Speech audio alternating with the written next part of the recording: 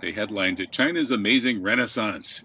And I went over a number of aspects of the questions that arise in terms of U.S. policy towards China, which China is rising, as Jeff Brown's China Rising show puts it.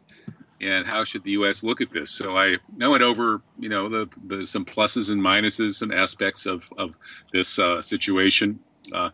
And we're going to get the expert's opinion tonight with Jeff Brown. So, hey, Jeff Brown, how you doing, man? Can you hear me okay? Yeah, you're coming through loud and clear from the other side of the world. Absolutely, 180 degrees. Well, my grandmother used to always say, every time I called her, she would say, thank God for Alexander Graham Bell. So I guess we should be thanking whoever came up with Skype or the internet, or absolutely. Actually, it was a socialist program in the United States developed by the Department of Defense, paid for by taxpayers' money. There you go.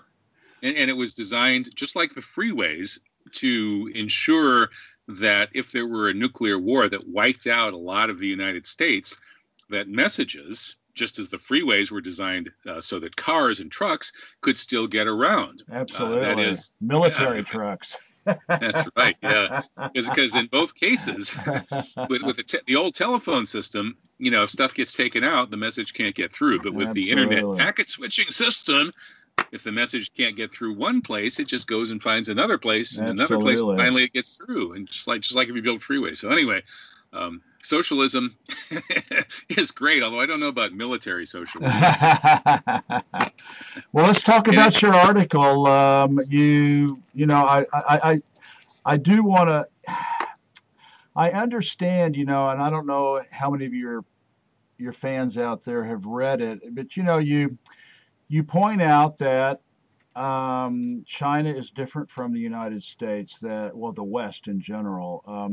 A Western society, the whole Western construct is based on the individual and the individual's freedom, the freedom of choice, the freedom of to express oneself, etc. So they're basically at the top of the apex, and then kind of sort of the family, okay. And then you get to the neighborhood, not in my backyard. And then you get in, you get to the state, go Badgers, go Cowboys, after the football team, they're even trying to sell Montana and California to Canada, and then last but not least comes, the nation state and the leaders that are supposed to run it. And I understand why Westerners hate and fear their governments is because they're so corrupt. And I don't know how you feel about that, but and what's so weird about it, Kevin, is that everything is that triangle is totally inverted. In China, the nation state and the leaders are at the top. Then comes the province, then comes the city, then comes the neighborhood, then comes the family, and you and I, the individual, are at the bottom of the heap. And, we come in last.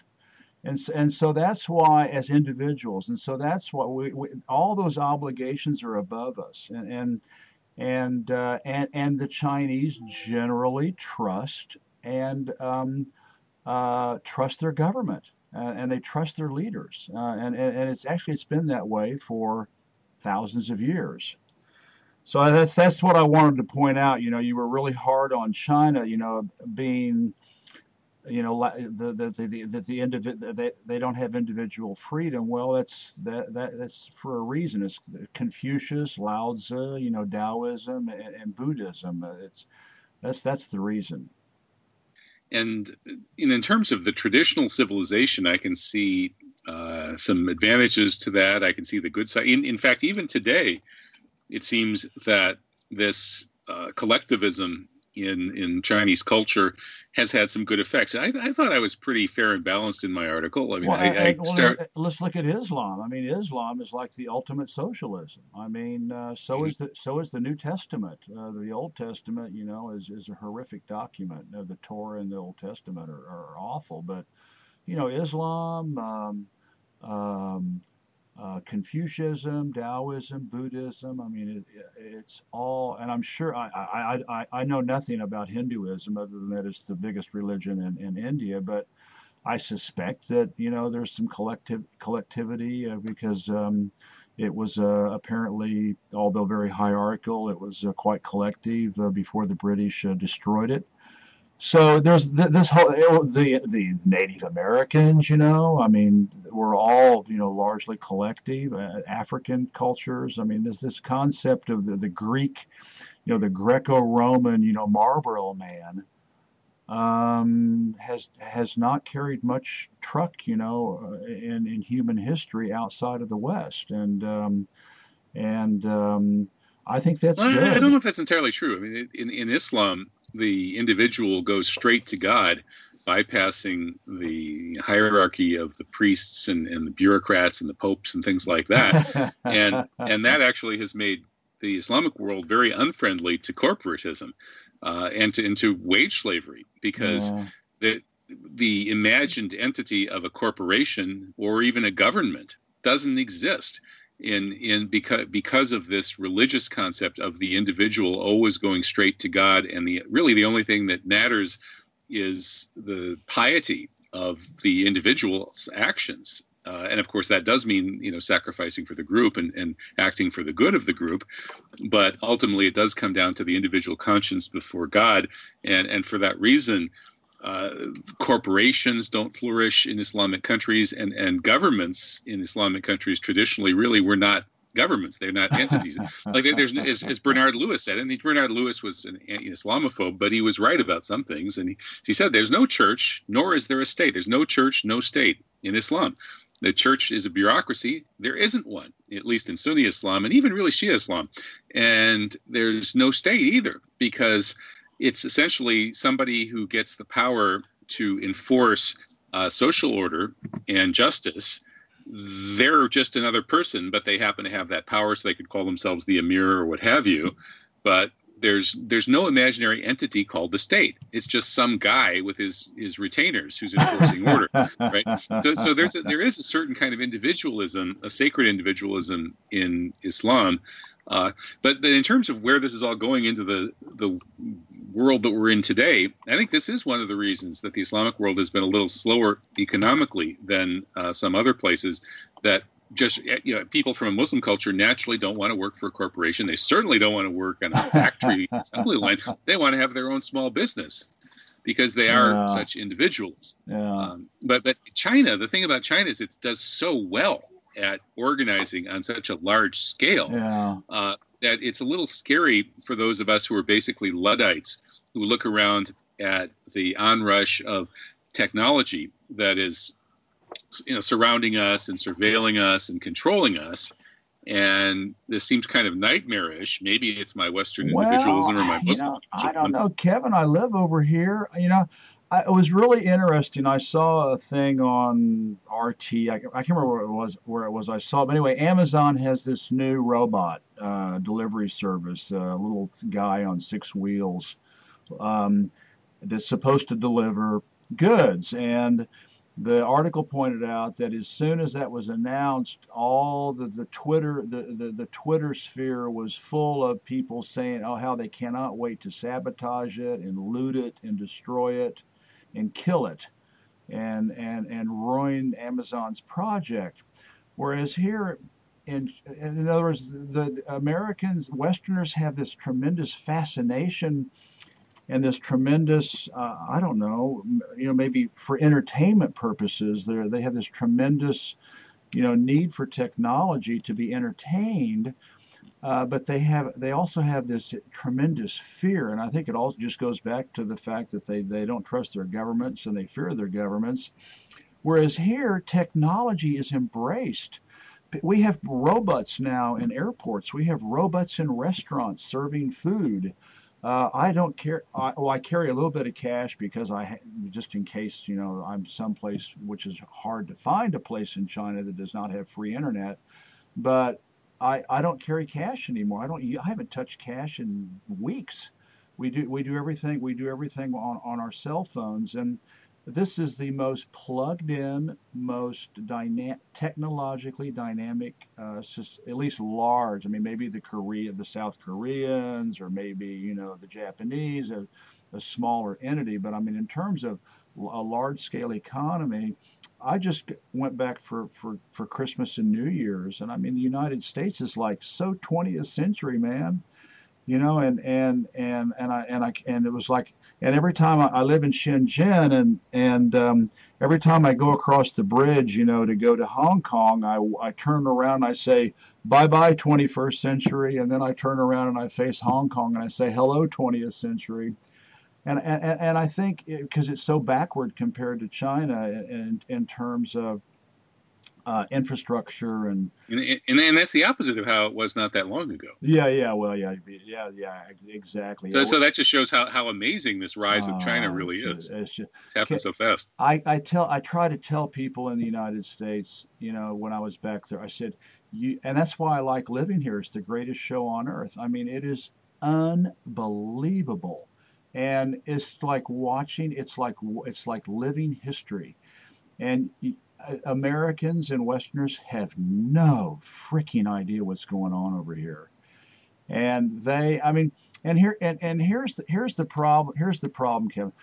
China was technologically advanced over the rest of the world. I mean, including the Romans and the Greeks and the Indians and the Indus Valley. I mean, way ahead of everybody. By centuries.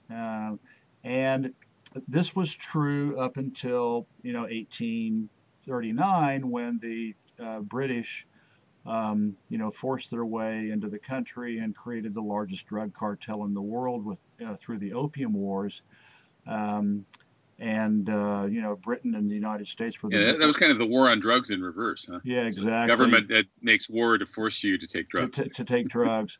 So and even at that time, China was as technologically advanced as it needed to be to take care of its people. It was not, and in fact, what's so ironic about it is all the tools that the West used to destroy India and China were Chinese inventions.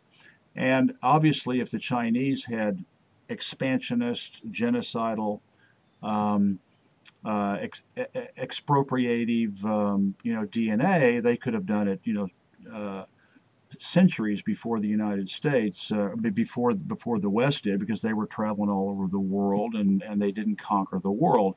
So for 110 years, from 1839 to 1949, the West exploited and raped and plundered this country for 110 years and addicted a fourth of the population to opium and later morphine.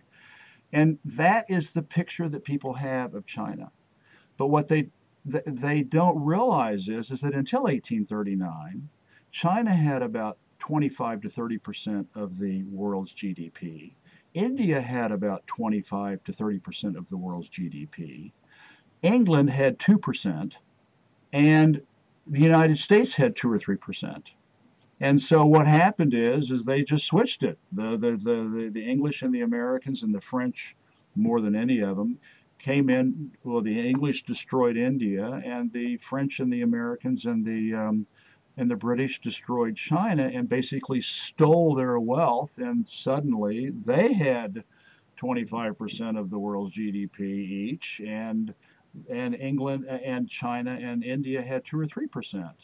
So China has always been top dog. It has always been technologically advanced. And it was only for that, and everybody thinks that the Mao period was backward. The technological innovation and the industrial innovation during the Mao era was phenomenal, but they don't want to talk about it because you can't give communism credit for anything. So the West had better come to terms with the fact that the historical equilibrium is back to where it has been for 5,000 years, and that is that the Chinese have been technologically and industrially dominant over the rest of the world, and they better get used to it because it's going, Kevin. It's happening here at warp speed. You have just no idea how how fast this country's changing. It's blinding. And a lot of the Western analysts seem to be in denial about this. They have been saying now for 10, 20 years that it's got to end sometime. This Chinese bubble, this double-digit growth, it's all going to have to burst, and the Chinese are going to get angry because they don't have enough consumer goods, and they're going to revolt. And they come up with all of these sorts of scenarios for why China is ripe for a fall, but it never happens. And Ellen Brown has suggested one reason for that is that the Chinese banking system, which is essentially socialist, it's 80% state-owned, seems to be really good. State-owned. Well, here's the deal. First off, it wasn't just the last 30 years. The Mao era was phenomenal. I mean, if you go back to 1949, even from 1949 to 1978, the Mao period, the annual growth totally shut off from the outside world, except with the Comecon countries. But the West denied them credit, denied them technology, denied them trade, was trying to destroy them in Tibet and Taiwan and Xinjiang, and nonstop sabotage. And in spite of that, and in spite of all of that, basically using the massive, brain power and muscle power of at that time 700 million people, the GDP average growth in China from 1949 to 1978 was 7%, almost 7%. And the United States at that time, which had 50% of the world's GDP, only had 8% growth. So even the growth during the Mao era was unbelievable. So this has not been going on for 30 years. This has been going on for now 49, 59, 69, 79, 89, 99, 2000, for 70 years. This has been going on since China got its real independence back. Since it was liberated from Western imperialists and Japanese fascists. I mean, and you're right. It's more than 80%. Most of the banks here are 100% or close to 100% owned. A lot of people don't even realize that the four biggest banks in the world are Chinese.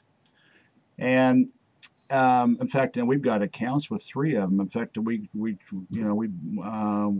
my wife and I bank at the Bank of China. It's the smallest of the four, but they're people owned. They're state owned, and they, because of that, and this is true for all Chinese companies, their first order of business is not profit. Their first order of business is social stability and economic harmony. And it is and that's even in the private sector. The weight, the onus, that tremendous onus of having this nation state and the leadership above you, and the people above you, is so powerful. And greedy motherfuckers over here tend to not last long. And they tend. Isn't there a sort of a mafia there? Well, of course, yeah. There's of course, there's organized crime. Of course, during the Mao era, it was gone. But after, yeah, there's all kinds of crime going on. The internet's terrible because the people are so trusting. Because the people are so. I mean, you would not believe what stuff I see here. Delivery guys on motorbikes, are leaving like boxes piled up, on their motorbikes and going up into skyscrapers to deliver one package. That stuff would get pilfered in 2 seconds in the United States or Europe. The guys are leaving delivery trucks wide open. I mean, the level of trust here is so high. So there's a lot of con jobs and internet con jobs, and there is organized crime, but nothing. I mean, you should see what it's like when they come and pick up money at the bank. When the armored car comes, to get the money. I mean, it's like Barney Fife. I mean, it would just they would be robbed in 2 seconds in the United States or Europe. And so yeah, that's it. The whole concept here, serve the people, is very, very large in the minds of not only the banks, but the insurance business is 100% corporate, is 100% state owned. Every square centimeter of this country, the land is state owned by the people. So that's why, Deng Xiaoping was talking about, owning the means of production. The Chinese people own the land, they own the banks, they own the insurance companies, they own the infrastructure, they own the airports, they own the ports, they own the trains, they own the it's just a completely different mind, and that's what Trump and them are so upset about. They can't compete against it. That's why Hmm. they're trying to destroy China, because they can't compete against China's socialist model of economic model. They can't compete. Well, it sounds like part of the reason for that is that there's a different culture. That Well, is, yeah, the Chinese absolutely, culture of public absolutely, service and sacrificing for the greater good absolutely. is going to win against an ever more decadent American and Western culture that Oh, is more and more about individual pleasure and oh, yeah, hedonism yeah, and lack hedonism of and social responsibility. oh, here, I mean, and you should, and I mean, I could go on all day. There's signs everywhere. I mean, the Mao's mantra was "We mean fu serve the people." That's what that is. I mean, that's people wear Mao pins that say "serve the people." That was his famous mantra, and that has been, you know what, but that he was basically saying the same thing that Confucius said and Lao Tzu said. I mean, nothing's changed. This has been going on for thousands of years, and even though there's been a lot of bad rulers, a lot of bad governments, a lot of corruption, there was feudalism for 4,000 years and slavery for 1,000 years. But if you read the texts, the court documents and the books that have been handed down for millennia, the onus uh, on the leaders to take care of the people, to make sure that the people are safe, to make sure that the people have enough to eat, to make sure that the people have houses to live in, to make sure that there is no war, to make sure that you do not lose any of your territorial integrity. That whole concept of is so much a part of China's leadership and the expectation. And if they don't do it, if they screw up, then they lose their heavenly mandate. And the Chinese have an expression: you grab a bamboo spear and you storm the emperor's palace. And that's their democracy. You screw up, you don't deserve to lead us. We're going to find someone else that will, and that's And of how it course, works. the China's enemies, the empire trying to figure out how to contain the rise of China, would love to try to stir up people to Oh, storm the palace, hmm. perhaps not always on the best of reasons. Well, yeah, yeah, and you just look at what they're doing in Xinjiang and Tibet, and then they've, Hong Kong back in 2014, with the umbrella color revolution, and then they've got Tsai in Taiwan, trying to, she's just a tool, a tool of the United States. You've got they've kind, Tibet has been such a huge failure there. That's kind of calmed down, but and they're waiting for the Dalai Lama to die, and So, so, and so what's the counter to sort of the standard narrative would be that Tibet and Xinjiang are have lost their traditional culture and their traditional indigenous majorities as they've kind of been swamped by Han Chinese, well, yeah, and the locals have been mistreated. And currently in Xinjiang, we're told that there are over 1 million Muslims well, in okay. concentration camps where they're being re-educated to not be Muslims. Well, this is the irony: because China is a socialist country, they practiced the Leninist concept for decades after 1949. For decades, they practiced the Leninist philosophy of uh, hands off. Let the Uyghurs be Uyghurs. Let the Tibetans be Tibetans. We're going to make sure that the boundaries don't get encroached upon, and we're going to make sure that the CIA, can't successfully sabotage us, etc. But we're going to let them just basically do what they like to do. They'll let them be who they are. Well, they realized during the administration before Xi Jinping that was with the rest of the country just zooming ahead. I mean, when we came back here in 2010, it was just a jaw-dropping experience after not having seen it since 1997. They were starting to talk about developing the interior. Well, the interior of Xinjiang and Tibet are beyond the interior. They're way out on the western side of the country. It's like the western half of the United States, the Rocky Mountains, and to the west. And so they decided to start getting more involved in the development and the infrastructure. This idea that they can't, I traveled in that part of the world. Everywhere you go, you see Turkic, and everywhere you go, they teach Turkic in all the schools, and they teach Tibetan. In fact, that was one of the biggest problems before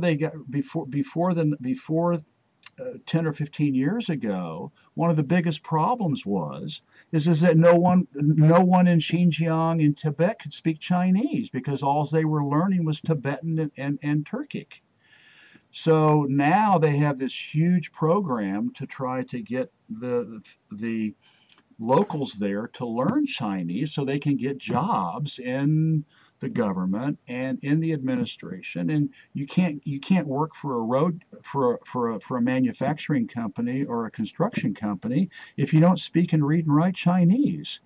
So a lot of this, if you read the local press, Kevin. So you're saying these million people in concentration camps are actually just in Chinese language learning institutes? Well, first off, they're not. I don't agree with the term concentration camps.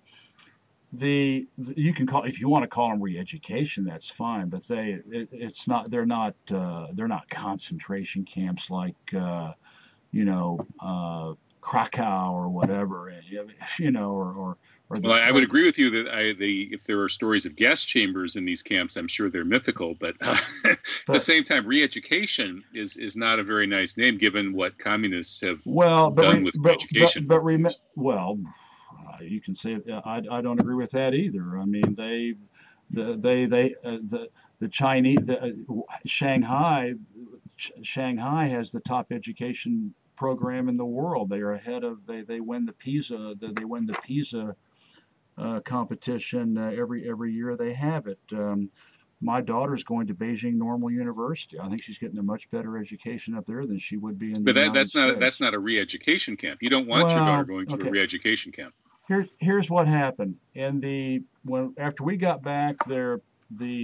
Because of this hands-off attitude, the CIA, using the World Uyghur Congress, which is basically a National Endowment for Democracy front group, which is also CIA, they were making inroads into Xinjiang, and they were able to smuggle in people who had been trained in terrorist camps in Pakistan and Afghanistan, etc., to infiltrate into the country. And there were a few dramatic terrorist incidents here, but nothing like in the West, but which are all false flags anyway. But there was some people got killed at the train station in Kunming, and a guy drove a Jeep in Tiananmen Square, and he was a Uyghur. And so they started to realize, well, the CIA is beating our pants here, and they became much more involved in the day-to-day affairs of Xinjiang. Like I said, it was pretty hands-off up until about 10 years ago when we got here. And so I don't know what you want. I don't know what and I wrote an article recently where they were going in, and they were obviously finding that the CIA was being very successful infiltrating people into Xinjiang and having a sabotaging, subterfuging influence in certain communities. When I wrote that, they had picked out 3 or 4 of these communities, and they were shutting down some mosque schools and some madrasas and etc. because they had obviously been influenced by outside money, outside um, you know, agents. I think since then, what's happened is that they realize that it's the effect of the CIA and the World Uyghur Congress and all these other fake NGOs have had a much bigger impact on the people there than they realized, and they are not taking any chances. Do not want an Iraq. They do not want an Afghanistan, which actually has a border with China. They do not want a Syria. They do not want a Yemen. They do not want a Libya. And so they are, if you want to call it re-education, call it re-education. I don't care. Well, but they're going to get exactly that. I mean, all of those things that you named, those are all part of a global war on Islam that essentially is encroaching on Islamic peoples, and especially, 3/4 of, actually 80% of the world's Muslims believe that 9/11 was a false flag designed to launch a war on Islam. And that has led to this kind of chaotic friction in all of these countries that's destroyed these countries. And it does seem to me that in Xinjiang, the Chinese government would be very wise to be essentially coming down on a pro-Islam kind of platform. Kevin, but it doesn't look like that's what they're doing. It looks like they're actually trying to de-Islamize people. No, that's not true. There are 24,000 mosques in Xinjiang. 24,000 mosques in Xinjiang, please. And I can go. There are 6 or 7 mosques here in Shenzhen. I can go to them. They're full every weekend. They're full every night. So the reports of these camps including like anti-Islam indoctrination are false? I think so. I think what they're saying is beware of color revolution type propaganda, which is coming from the outside. I don't know how specific they're getting, whether they're saying it's the United States, but we all know it's the United States and Europe. I have never talked to anybody here who is a Tibetan or a Muslim who has to worry about going to their temple or their mosque to go pray. I mean, it's just, and as I said in my article that I wrote, why would China de-Islamicize? Now there were reports that they wanted to change some of the or at least pass laws to make the mosques look more within Chinese architectural tradition than Middle Eastern tradition. Well, it's fine with me. I mean, try to build a house in Holland or try to build a house in France and see how far you get if you try to do something different than what the local authorities want. So there are some movements that they're going to try to make at least new mosques being built look more along the lines of what mosques look like in China before the influence, before Saudi Arabian money started pouring in, etc. The Crown Prince bin Salman he just visited China, but he's actually encouraging them to repress the Uyghurs. I haven't read that report yet, but I mean, the problem is that report about up to 1 million Chinese Uyghurs came from the World Uyghur Congress. The World Uyghur Congress is a blatant National Endowment for Democracy front. It is a blatant CIA shell NGO. They've got offices on K Street in Washington, D.C. They were wined and dined by Madeleine Albright, and they were wined and dined by Hillary Clinton, and they're they get interviewed, in the mainstream press, and they come up with these bogus bullshit, scare things, about all the horrible things going on in Xinjiang. That information came from an organization that is a known CIA front NGO. So, I mean, I I went to the Tibetan part of Sichuan, and I mean the temples were full of people. I just there's so much propaganda in the West, and they are out to destroy socialist China. They're out to destroy the socialist. They cannot have a non, they cannot have a non-capitalist, cutthroat,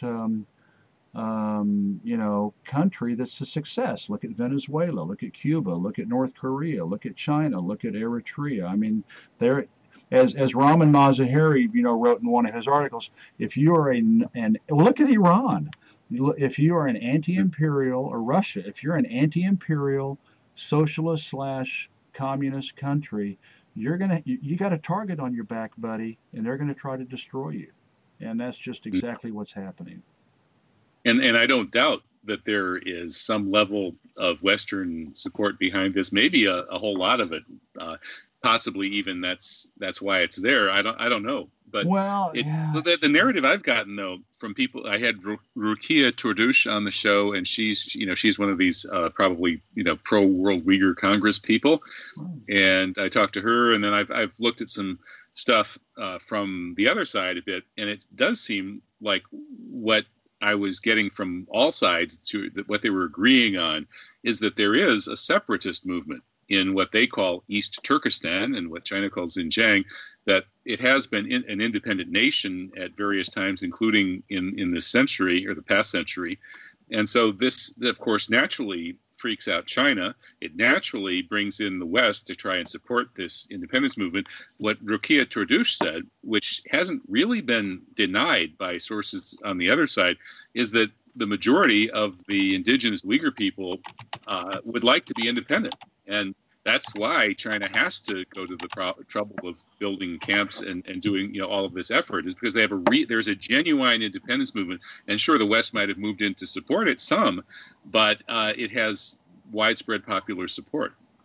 Well, you're talking to someone who's affiliated with the World Uyghur Congress. You might as well talk to Mike Pompeo or John Bolton. I mean, she probably has a cushy chair at some cushy supposed think tank, and she works in Washington D.C. and she's not, she gets her money from the CIA. I don't think anything that she says can be credible. Well, wait a minute. I mean, some of it probably is and some of it isn't. I was trying to sort through what I'm hearing from both sides and figure out what the truth is. And so she admits, like when I asked her, I said, well, I've spoken to lots of people from China who say China's full of Muslims, and for the most part, they're allowed to practice their religion without undue interference. Is that true? So why are Uyghurs being supposedly persecuted? And she admitted that that's true, that other groups are doing fine. Chinese Islamic groups are doing fine, but in Xinjiang, or as she calls it, East Turkestan, the problem is that the separatism has created is very popular there, and that's created this problem for China, and China is cracking down to stop the separatism, which of course you and I would agree is that's what we would expect China to do.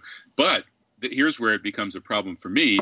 According to many reports, the way China is cracking down on the separatism is not by just going after separatist leaders and so on, but rather by really trying to de-Islamize the population. And I don't, I obviously more research is necessary to figure out to what extent that's really happening. The only reports that are reporting that are from CIA NGOs like the World Uyghur Congress. There's 2 or 3 of them. I mean, it's not like, and how much of a separatist movement would there be if they weren't being financed to the tune of millions of dollars a year to stir it up? I mean, California wants to be separate. Catalan wants to be separate. Yeah, but California hasn't been a separate nation in the last century. Well, no, but it was a part of Mexico until the United States stole it from Mexico. I mean, right, but it would be kind of unusual right now for a lot of Californians to say we're Californians, that's our nation. But it's not the least bit unusual for the Xinjiang people of so-called East Turkestan to say we have our own language, we have our own culture, we have our own religion. It's different from the Han Chinese. We should be our own nation, and we're getting flooded by them coming in. Han Chinese are flooding us. Now they're the majority of the population in our land, and we don't like it. We want our own country. That's normal that they would want that, isn't it? Well, I don't know how much of that is true, to be honest with you, because again, you're spouting what you think they think. You don't think they have their own culture and their own religion and their own language, and that they're no longer a majority? But those are facts. But do they want to be? Do they really want a separate country? Because as soon as they're a separate country, then they're going to be taken over by either Russia or the United States and turned into another Philippines or Indonesia. And, that's a good point. And another whore for Western capital, for global capitalism. The development in Xinjiang. I mean, nobody likes to have a big, dominant, force. Everybody ideally would like to be separate and independent, and everybody would like to be, but it doesn't work out that way. There's nobody. Look at Europe. Europe is nothing more than a prostitute for the United States. I mean, they're not free either. They're not independent either. But we're seeing an uprising of nationalist movements all over the world, including in European countries. Yeah. Well, you can't blame them, because look at how the United States treats its supposed allies. And, I don't entirely blame those European nationalists, and nor do I necessarily blame the Uyghur nationalists. Although you might be right, they might be on the wrong side of this. Well, we have about 10, 12 minutes left, and we should talk about a big part of my article. I thought my article was maybe 2/3 the positive side, right, and 1/3 the negative side. So we should be, fair to the article and talk about the ecological side, because John Cobb and Andrei Volchek just wrote this really interesting book about the ecological miracle. Everybody knows about the economic miracle in China, but this new book, China and Ecological Civilization by John Cobb and Andrei Volchek, discusses how John Cobb, over the last few decades, has been conferencing with people in China, talking about, trying to get this concept of an ecological civilization enshrined in China, and it looks like it's worked. And China has made really impressive strides at cleaning things up and following. They're able to do that because of this socialist and, shall we say, a public banking model that they have. So that's my article ultimately ended by saying, we U.S. Americans really could learn something from this. Well, the problem is that, it's true. I mean, there is a lot of pollution here. There's a lot of worries about, because everything is, people are online buying food, buying dinner, buying lunch. Delivery scooters are just zooming all over the place, like the Jetsons delivering, meals, in plastic containers. That's a huge problem. They just banned, they're phasing out importing all of the West garbage and recyclables. They've got the the largest solar footprint. They've got the largest, maybe Brazil has more hydro, but they've got a huge hydro. They've got the largest wind footprint. They planted.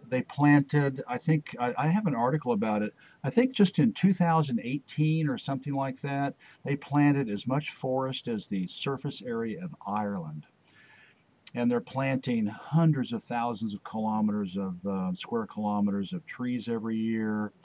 The big problem is... And they're green belts sprouting around Chinese cities, they say. Green belts, and they're reclaiming desert, tens of thousands of square kilometers of desert every year. I mean, there's still big problems. I just read that the Yangtze River. You would think that they would have figured this out before, but they are now finally starting to attack raw sewage being dumped. They're going after small, manufacturing companies in small villages dumping raw sewage into the Yangtze River. I saw that same problem up in the Tibetan part of Sichuan when I traveled there. They were just basically, dumping all their raw sewage in the rivers, and it was fine, for thousands of years because it eventually ended up in the ocean, and the number of people weren't that great. But now it's a huge problem, and yeah, it's pretty amazing. Shenzhen has 16,000 electric buses. There's metros everywhere. We don't need a car here. There are 60,000 or 70,000 taxis. Most of them, it's hard to even find one that runs on gas anymore. They're all electric. So yeah, that is super, and they can do that because they have their 5-year plan. The Leninist, Stalinist. Actually, it's Lenin. The Leninist, 5-year, plan, and the Stalinist, 5-year plan, and they actually plan out 10 years in advance, and they set goals and objectives, and they have public banking, public insurance. All the land is owned by the people. They don't have to. I heard a great quote. Jerry Brown, the former governor of California. I think he came here and saw Xi Jinping about a year ago, and he made the comment during the meeting that they can't even build a frickin' high-speed train from San Francisco to Los Angeles, and we can't even build one from Madison to Milwaukee. That's less than 100 kilometers. Yeah. That's too much for us. Scott Walker nixed that one. It was going to be totally paid for by the feds, but then Scott Walker, the Republican anti-government guy, came in, and the whole thing fell apart. Yeah. Anyway, Jerry Brown made the comment that you all have 30,000 kilometers of that they have. Well, actually, it's 20 something now, but it will be 30,000 in the next couple of years. And they had none in 2008. And you all have 20 or 5 or whatever it is, 26,000 kilometers of high-speed train. And in California, all I had was 200 lawsuits. And that, and so this whole discourse of how socialism doesn't work. Look at Venezuela. All these people who are such fanatical free marketeer, libertarian capitalist types would tell you that what's happening in China is completely impossible. How could this happen? How could a socialist country grow this way? Yeah, well, and that's the whole deal is that people want to deny that China is socialist. It is socialist communist. They have two economies here. Retail, high volume, is mostly private. And, stores and shops and clothes and phones and, restaurants and tourism and the service industry and the airlines and that kind of stuff. But everything else is pretty much government. All the heavy industry, all the science and, most of the science, the military, the ports, transportation, infrastructure, fire, finance, insurance, and real estate are all owned by the government and the people. So and they cannot compete. The West cannot compete, and so that's why they're trying so desperately to destroy China with tariffs. It's not going to work. All Xi Jinping has to do is get on television and say, we're being besieged by the West. Everybody get together. We're at war. Let's win this war, and 1.4 billion people are going to make sure that nation state and their leaders are successful. That's the difference. So Uncle Sam should beware of falling into the Thucydides trap of war between the established hegemon, in this case the United States, and the rising challenging power, in this case China. That's a problem. They say that about 2/3 of the time in that situation it turns into a big war, and let's hope this will be the 1/3 that it doesn't. Yeah, I hope so. And I'm just hoping that the dollar will hopefully crash by then. It just $22 trillion in official debt. I mean, when are people going to stop buying treasury bonds when it's at 25 trillion, 30 trillion?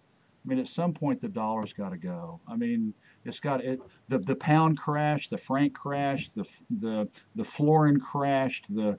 Every major imperial